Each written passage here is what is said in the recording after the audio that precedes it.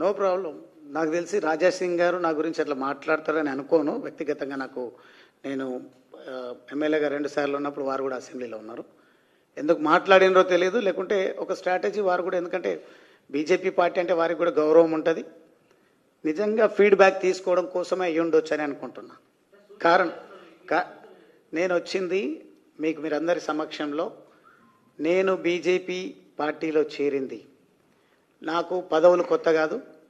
చిన్న వయసులో 2 సార్లు శాసనసభ్యుడిగా నా అచ్చంపేట ప్రజలు నాకు అవకాశం ఇచ్చారు. సమాజంలో చివరి వ్యక్తి వరకు అభివృద్ధి ఫలాలు సంక్షేమం అందాలనే నా లక్ష్యంతో నేను పనిచేసిన. ప్రతిపక్ష పాత్ర పోషిస్తున్నటువంటి ఈ సందర్భంలో నేను తీసుకున్నటువంటి నినాదం, నేను వచ్చినటువంటి నేపథ్యాన్ని కనుక మీరు అర్థం చేసుకుంటే, అంత్యోదయ అనే పదం చాలా స్పష్టంగా నేను వాడడం జరిగింది.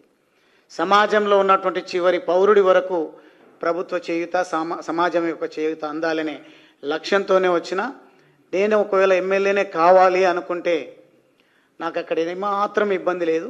అందుకే నా రాజీనామా లెటర్లో కానీ పలు సందర్భాల్లో నేను గతంలో ఏ పార్టీలో అయితే పనిచేయడం జరిగిందో ఆ పార్టీ పెద్దలకు ధన్యవాదాలు తెలియజేసిన.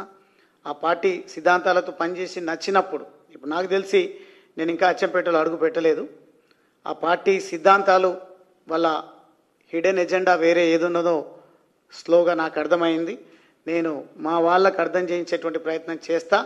కానీ యువతరాన్ని రాజకీయాల్లోకి ముందుకు తీసుకురావడం కోసం ప్రయత్నం చేస్తా తప్ప, నేను యువకుడిగా ఉన్నా, సీనియర్ రాజకీయ నాయకుడిగా 2 సార్లు శాసనసభ్యుడిగా ప్రాతినిధ్యం వహించిన నాకు అనుభవం ఉంది.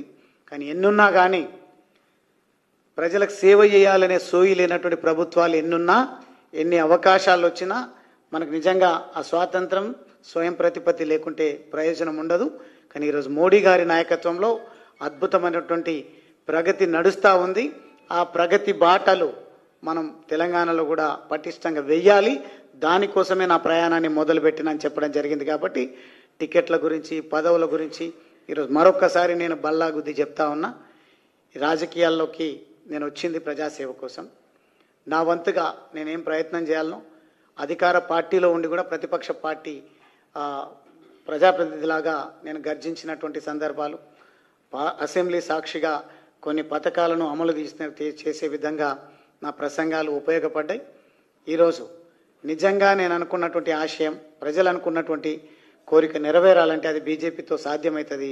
ఒక సామాన్య కార్యకర్తలాగా నేను పనిచేసి ఈ రాష్ట్రంలో, దేశంలో బీజేపీ పార్టీని అధికారంలోకి తీసుకురావడం ద్వారా నాకు వ్యక్తిగతంగా జరిగే ప్రయోజనం నాకేమాత్రం అవసరం లేదు.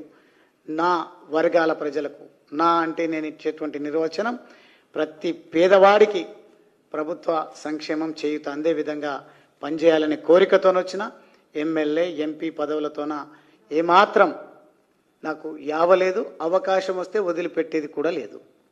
కానీ అవకాశం కోసమే వెంపర్లాడే నైజం నాది కాదు.